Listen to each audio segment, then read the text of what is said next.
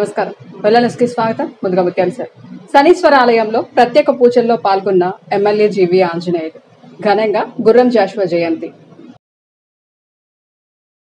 కుల మత వర్ణ వివక్షలను తన కలము అనే ఆయుధ ఖడ్గంతో ఖండఖండాలుగా దనుమాడిన మహాకవి గుర్రం జాషువా. స్వాతంత్ర ఉద్యమంలో తెల్ల దొరలను ఈ దేశం నుండి తరిమికొట్టే మహోద్యమంలో తన ప్రాణాలను తృణప్రాయంగా అర్పించిన సర్దార్ భగత్ సింగ్ జయంతి కార్యక్రమాలు ఈ రోజు యువత దేశవ్యాప్తంగా ఘనంగా నిర్వహించుకుంటున్నారని సిపిఐ పల్నాడు జిల్లా కార్యదర్శి మారుతి వరప్రసాద్ అన్నారు. స్థానిక సిపిఐ కార్యాలయ ఆవరణలో వారి చిత్రపటాలకు పూలమాలలు వేసి ఘనంగా నివాళులర్పించారు. వారి ఆశయ సాధన కోసం సిపిఐ ఎప్పుడు పనిచేస్తుందని ఈ సందర్భంగా తెలియజేశారు. ఈ దేశానికి వెన్నెముకలో ఉన్నటువంటి యువజన సంఘాలు ఈ రోజున దేశవ్యాప్తంగా సర్దార్ భగత్ సింగ్ జయంతి జరుపుకుంటూ ఉన్నారు.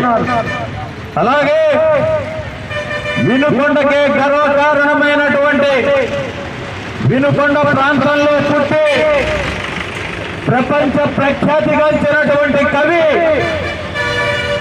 కోకిల మహాకవి గుర్రం జాషువా గారి జయంతిని కూడా ఈ రోజున మన దేశవ్యాప్తంగా కవులు, కవితా పితామహులు, లౌకికవాదులు, రాజకీయవేత్తలు అందరూ కూడా ఈ రోజున గుర్రం జాషువా గారి జయంతిని వారి యొక్క కవిత, వారి యొక్క కవి, వారు రాసినటువంటి కవితా పితామహుల యొక్క లేదా ఈ దేశంలో ఉన్నటువంటి వర్ణ వివక్షపై ఆయన రాసినటువంటి కవిత్వం మీద ఈ రోజున మహాసభలు, బహిరంగ సభలు ఇవన్నీ జరుపుకుంటున్నటువంటి నేపథ్యం. ఒక పక్క దేశానికి స్వాతంత్రం తెచ్చినటువంటి మహానుభావులు ఎందరో ఉంటే ఈ దేశ స్వాతంత్రంలో తమ ప్రాణాలని తృణప్రాయంగా అర్పించినటువంటి సర్దార్ భగత్ సింగ్ లాంటి కొదమ సింహం ఈ దేశంలో నా ప్రాణం పోయినా పర్వాలేదు, ఈ దేశం నుండి తెల్ల దొరలు తరలించబడాలి, తెల్ల దొరల్ని తరిమివేయాలి అనేటువంటి ఆకాంక్షతో కనీసం తనకి ఉరి శిక్ష వేస్తే ఆ ఉరి శిక్షని సైతం కనీసం క్షమాభిక్ష కూడా అడగనటువంటి మహోన్నతుడు సర్దార్ భగత్ సింగ్. నాకు ఉరిని అమలు చేయండి, నాకు ఈ దేశానికి స్వాతంత్రమే కావాలి, ఈ చల్ల దొరల్ని వీళ్ళని నేను నాకు ప్రాణభిక్ష పెట్టమని అడిగే ప్రశ్నే లేదు అని చెప్పి నొక్కి ఒక్కాడించినటువంటి కొత్తమ సింహం రాజకీయ నాయకుడు, మరి విప్లవ సింహం.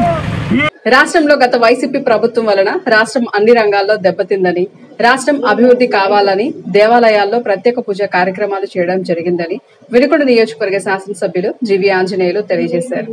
స్థానిక నర్సపేట రోడ్డులోని శనీశ్వర ఆలయంలో ప్రత్యేక పూజ కార్యక్రమం నిర్వహించారు.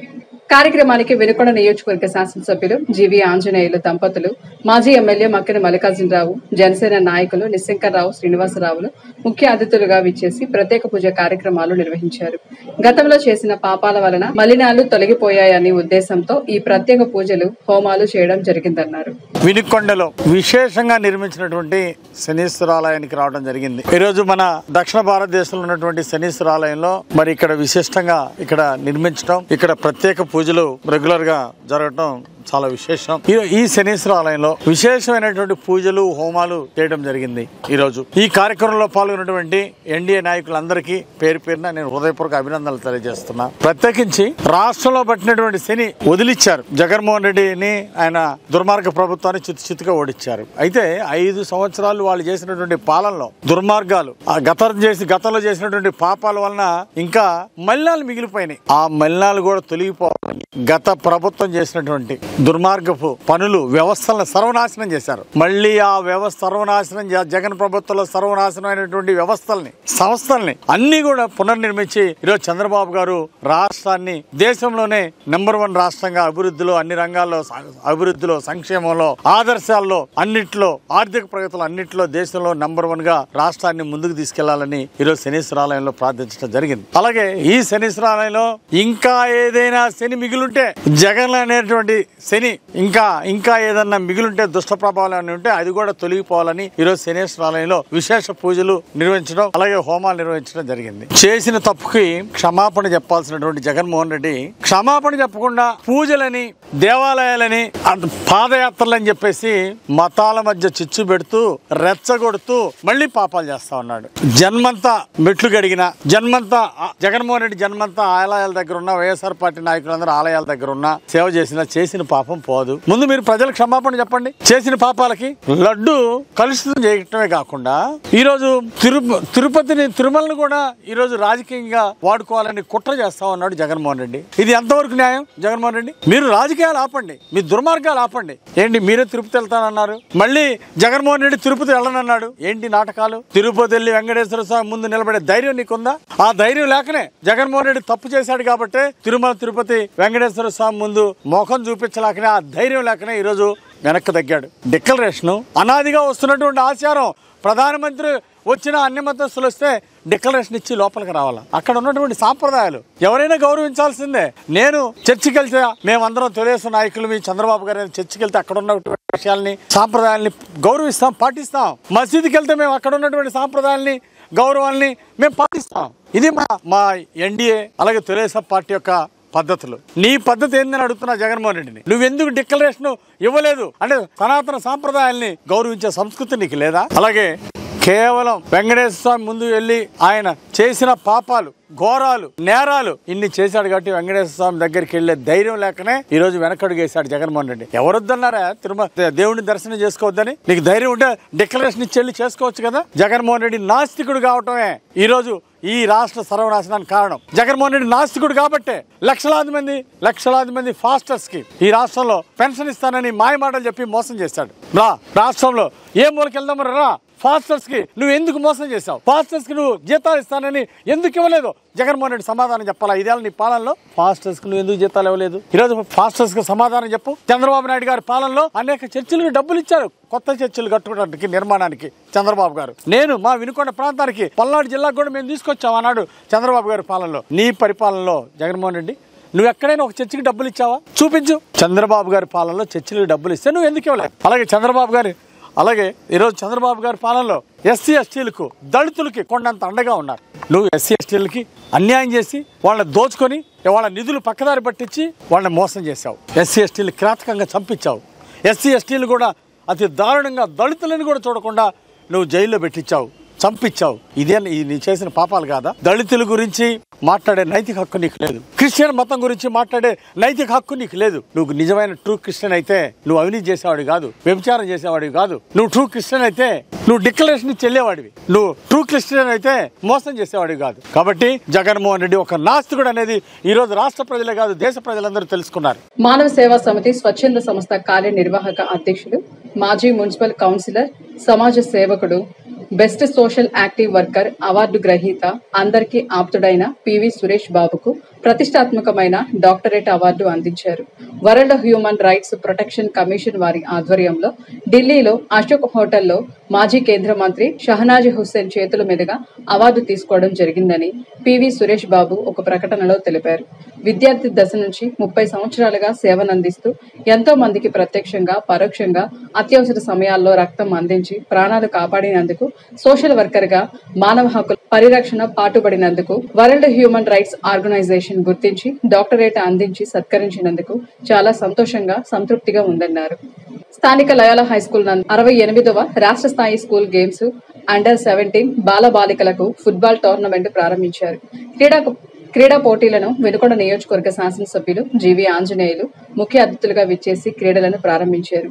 ఈ సందర్భంగా ఎమ్మెల్యే జీవి ఆంజనేయులు మాట్లాడుతూ క్రీడాకారులు అత్యుత్తమ ప్రతిభను చూపి జాతీయ పోటీలకు ఎంపిక అవ్వాలని సూచించారు. చదువుతో పాటు క్రీడలు ఎంతో ముఖ్యమని ఈ సందర్భంగా తెలియజేశారు. 13 జిల్లాల నుండి వచ్చినటువంటి బాలురు, బాలికలు సుమారు 500 మంది క్రీడాకారులు వచ్చారు. వారందరికీ పేరు పేరున శుభాశీస్సులు తెలియజేస్తున్నా. ఈ క్రీడలో చక్కటి ప్రతిభ కనపరచాలని, మీ టాలెంట్ ద్వారా గెలుపు ఓటమిల్ని సమాన భావంతో చూస్తూ క్రీడా స్ఫూర్తితో మంచి టాలెంట్ని చూపిస్తారని ఆశాభావం వ్యక్తం చేస్తున్నా. 54 మంది కోచ్లు వచ్చారు. అండర్ 17 బాలబాలికలు 13 జిల్లా నుండి 520 మంది పెద్ద టీం రావడం చాలా చాలా విశేషం. ముఖ్యంగా ఈ రోజు రాష్ట్రంలో ఎన్డీఏ ప్రభుత్వం ఉంది. మళ్ళీ క్రీడాకారులకు ప్రత్యేక ప్రోత్సాహాన్ని అందిస్తాం, క్రీడలను ప్రోత్సహిస్తాం. చంద్రబాబు గారి నాయకత్వంలో ఈ రోజు మళ్ళీ క్రీడలకు ప్రత్యేక ప్రోత్సాహాన్ని ఇమ్మని మంత్రి రామ్ ప్రసాద్ గారికి చెప్పడం జరిగింది, ఆదేశాలు ఇవ్వడం జరిగింది. ప్రతి స్కూల్లో కూడా మరి మంచిగా గేమ్స్ స్పోర్ట్స్ నిర్వహించడానికి స్కూల్ గ్రౌండ్స్ బాగా అభివృద్ధి చేయాలని చెప్పేసి మరి ముఖ్యమంత్రి గారు ఆదేశాలు ఇచ్చారు. అలాగే లోకేష్ గారు కూడా విద్యాశాఖ మంత్రిగా విద్యతో పాటు క్రీడలను కూడా మంచిగా ప్రోత్సహించాలని నారా లోకేష్ గారు మంత్రి గారు మరి కృతనిశ్చయంతో ఉన్నారు. నాడు నేడులో గత 5 సంవత్సరాల్లో స్కూళ్లు సరిగా అభివృద్ధి చేయలేక జగన్ పాలనలో మరి స్కూల్ విద్యని చిన్నాభిన్నం చేసినటువంటి పరిస్థితులు గతంలో చూసాం. సరైన టీచర్లు లేక, టీచర్ల నియామకం లేక, విద్యార్థులకి క్వాలిటీ ఎడ్యుకేషన్ ఇవ్వడంలో జగన్మోహన్ రెడ్డి పాలనలో వెనకబడిపోవడం చాలా బాధాకరం. అందుకే లోకేష్ గారు సంస్థాగత మార్పులు తీసుకొస్తున్నారు. 16,437 టీచర్ ఉద్యోగ నియామకాలు పిలిచి నియామకాలు పూర్తి చేసి అటు ముఖ్యమంత్రి గారు ఇటు విద్యాశాఖ మంత్రి నారా లోకేష్ గారు ఈ టీచర్ల నియామకం పూర్తి చేసి పేద విద్యార్థులు చదువుకునే ప్రభుత్వ పాఠశాలలో బెస్ట్ క్వాలిటీ ఎడ్యుకేషన్ ఇవ్వడం ధ్యేయంగా ముందుకెళ్లడం ఎంతో అభినందనీయమని సందర్భంగా నేను గుర్తు చేస్తున్నా. గతంలో 5 సంవత్సరాలు జగన్మోహన్ రెడ్డి పాలనలో క్రీడాకారులు పట్టించుకున్నారా? క్రీడాకారులకు ఎక్కడైనా ప్రోత్సాహాన్ని ఇచ్చారా? ఎందుకు ఇవ్వలేదని ఆ రోజు మరి ప్రభుత్వం, ప్రజలు, విద్యార్థులు క్రీడాకారులు ప్రశ్నిస్తా ఉంటే అది సమాధానం లేదు. క్రీడాకారులకి సరైనటువంటి ఫుడ్ కి బడ్జెట్ కేటాయించిన, క్రీడాకారులు ప్రోత్సహించడానికి స్పెషల్ బడ్జెట్ ఇవ్వలేకపోయింది జగన్మోహన్ రెడ్డి ప్రభుత్వంలో. కానీ మీరందరూ కూడా ఎక్కడ నిరాశ పడద్దని చెప్పేసి మీ అందరిని కోరుతున్నా.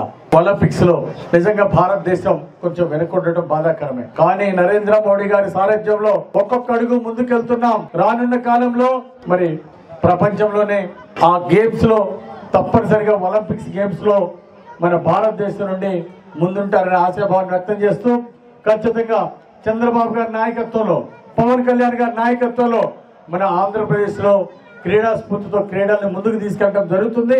క్రీడాకారులకు మంచి ప్రోత్సాహాన్ని ఇవ్వడం జరుగుతుంది. మంచి ప్రతిభ ఉన్న వాళ్ళకి మంచి కోచ్లు పెట్టి వారిని విజయాల వైపు ముందుకు నడిపిస్తామని ఈ సందర్భంగా తెలియజేస్తా ఉన్నాం. తన పద్యాలు, కవితల ద్వారా సమాజంలోని అనేక రుగ్మతలు, అసమానతలపై పోరాడి మార్పుకి శ్రీకారం చుట్టిన మహా మనిషి గుర్రం జాషువా అని వినుకొండ నియోజకవర్గ శాసనసభ్యులు జీవి ఆంజనేయులు అన్నారు. వినుకొండ జాషువా కళా ప్రాంగణంలో జాషువా సాంస్కృతిక సమాఖ్య ఆధ్వర్యంలో గుర్రం జాషువా 129వ జయంతి వేడుకలు నిర్వహించారు. కార్యక్రమానికి వినుకొండ ఎమ్మెల్యే జీవి ఆంజనేయులు ముఖ్య అతిథిగా విచ్చేసి ప్రసంగించారు. ముందుగా గుర్రం జాషువా విగ్రహానికి పూలమాలలు వేసి ఘనంగా నివాళులర్పించారు. అనంతరం ఏర్పాటు చేసిన సభలో ప్రసంగిస్తూ గుర్రం జాషువా పాదస్పర్శతో వినుకొండ నేల పులకించిందన్నారు. ఆయన జయంతి వేడుకల్లో పాల్గొనడం ఎంతో ఆనందంగా ఉందని, భవిష్యత్తులో ఎన్ఎస్పి గ్రౌండ్ లో గుర్రం జాషువా పేరుతో చక్కని స్మారకం నిర్మిస్తామన్నారు. ఇదే సందర్భంగా తెలంగాణ, ఆంధ్రప్రదేశ్ 2 చోట్ల గుర్రం జాషువా జయంతి ఉత్సవాలు నిర్వహించడం ఎంతో సంతోషమన్నారు. అనంతరం జాషువా 129వ జయంతి సందర్భంగా వినుకొండలో కవులు, కళాకారులు, సాహితీవేత్తలకు సన్మానం, పద్య నాటక పోటీలు నిర్వహించారు.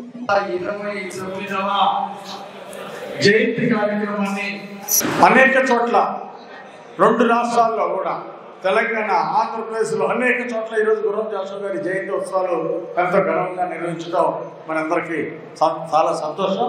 వారి గుర్రం జాషువా గారి 129వ జయంతి సందర్భంగా మన వినుకొండలో కవులకి, కళాకారులకి, సాహితీవేత్తలకి గొప్ప సన్మానాలు ఈరోజు జరగటం, అలాగే పద్యాల పోటీలు, పద్య నాటక పోటీలు జరగటం, మరి గెలిచిన వారికి బహుమతులు అందజేయడం నాకు చాలా సంతోషంగా ఉంది. గుర్రం జాషువా గారి విశిష్ట సాహితీ మరియు కళారంగ పురస్కార ప్రదానం ఈరోజు జరగటం నాకు చాలా సంతోషంగా ఉంది. అది మా సత్తార్ గారు కళారంగంలో అనేక రాష్ట్రాల్లో అనేక ప్రదర్శనలు ఇచ్చి మరి వారు ప్రజలందరూ మన్ననలు పొందినటువంటి మరి గొప్ప కళాకారుడు, గొప్ప నటుడు మన సత్తార్ గారు. నాకు మంచి మిత్రులు వారు. అలాగే కళారంగంలో సేవ చేయడమే కాకుండా నాటక రంగంలో సేవ చేశారు. అలాగే తెలుగుదేశం పార్టీలో కూడా వారు ఎనలేని సేవలు అందించారని ఈ సందర్భంగా నేను గుర్తు చేస్తున్నా. నా ఎమ్మెల్యే గెలుపులో, చంద్రబాబు గారు లాంటి ఎన్డీఏ మంచి ప్రభుత్వం రావడంలో దళితులకు న్యాయం జరగడంలో వారి యొక్క సహాయ సహకారాలు ఎంతో ఉన్నాయని ఈ సందర్భంగా నేను గుర్తు చేస్తూ ఈరోజు వారికి సన్మానం చేసినందుకు నాకు చాలా సంతోషంగా ఉంది. గుర్రం జాషువా కమిటీ సభ్యులందరినీ కూడా నేను హృదయపూర్వక అభినందనలు తెలియజేస్తున్నా. ఈరోజు ఈ నాటక పద్యాల పోటీలన్నీ కూడా బాగా విజయవంతంగా ముందుకెళ్ళాలి. ఆనాడు గుర్రం జాషువా గారు సమాజంలోని రుగ్మతుల మీద, అంటరానితనం మీద తన పద్యాల ద్వారా, తన కవితల ద్వారా సమాజంలోని మార్పుకు శ్రీకారం చుట్టారు. నవయుగ కవి చక్రవర్తిగా ఆయన పేరు తెచ్చుకున్నారు. ఆయన 2 రాష్ట్రాల్లో గొప్ప పేరు ప్రతిష్టలు తెచ్చుకున్నటువంటి గొప్ప కవి మన వినుకొండ గట్ట మీద పుట్టడం గుర్రం జాషువా గారు మనందరి అదృష్టం. అలాగే ఈ నేల పులకించిందని ఈ సందర్భంగా నేను తెలియజేస్తా ఉన్నా. గుర్రం జాషువా గారు ఆయన 129వ జయంతి కార్యక్రమంలో పాల్గొనడం నా అదృష్టంగా నేను భావిస్తున్నాను. అలాగే భవిష్యత్తులో కూడా జాషువా గారి జయంతి కార్యక్రమాలు మరి బ్రహ్మాండంగా జరగాలని చెప్పేసి కోరుకుంటూ రచనల ద్వారా సమాజంలో మార్పుకు శ్రీకారం చుట్టారు. అలాగే నవ సమాజ నిర్మాణానికి బాటలు వేసినటువంటి గొప్ప నాయకుడు, గొప్ప కవి, నవయుగ చక్రవర్తి మన గుర్రం జాషువా గారని ఈ సందర్భంగా తెలియజేస్తూ భవిష్యత్తులో గుర్రం జాషువా గారి పేరుతో మన ఎన్ఎస్పి గ్రౌండ్లో ఒక చక్కటి నిర్మాణాన్ని పూర్తి చేస్తామని ఈ సందర్భంగా తెలియజేస్తున్నాం. గతంలో ఆయన పేరుతో లైబ్రరీ కట్టాలని చెప్పేసి నన్ను అడగడం జరిగింది. వారి పేరుతో అందరితో కమిటీతో చర్చించి దాన్ని ముందుకు తీసుకెళ్తానని ఈ సందర్భంగా రానున్న 2-3 సంవత్సరాల్లో దాన్ని పూర్తి చేస్తానని కూడా ఈ సందర్భంగా మీ అందరికీ మాటిస్తూ భవిష్యత్తులో ఇలాంటి కార్యక్రమాలు ఇంకా పెద్ద ఎత్తున మన ఎన్ఎస్పి కాలనీలో కట్టుకోవడానికి పెద్ద ఎస్సీ భవన్ నిర్మాణాన్ని పూర్తి చేస్తామని ఈ సందర్భంగా అంబేద్కర్ ఎస్సీ భవన్ని పూర్తి చేస్తాము, గుర్రం జాషువా గారి లైబ్రరీని పూర్తి చేస్తామని ఈ సందర్భంగా తెలియజేస్తూ నాకు ఈ అవకాశం ఇచ్చిన పెద్దలందరికీ పేరు పేరున ధన్యవాదాలు తెలియజేస్తున్నాం. ఇప్పుడు విద్యార్థులందరూ కూడా వందలాది మంది విద్యార్థులు లైలా స్కూల్లో ఫుట్బాల్ గేమ్ ఆడటానికి రాష్ట్ర పోటీల కోసం వచ్చి ఉన్నారు. వారి ఎండలో నిలబడి ఉన్నారు. దానివల్ల నాకు అధ్యక్షులు వారిని అనుమతి ఇచ్చి పంపించాల్సిందిగా నేను కోరుతున్నాను. Thank you. ఇంతటితో వెళ్ళాను సమాప్తం. తిరిగి రేపటి వెళ్ళాను కలుసుకుందాం. నమస్కారం.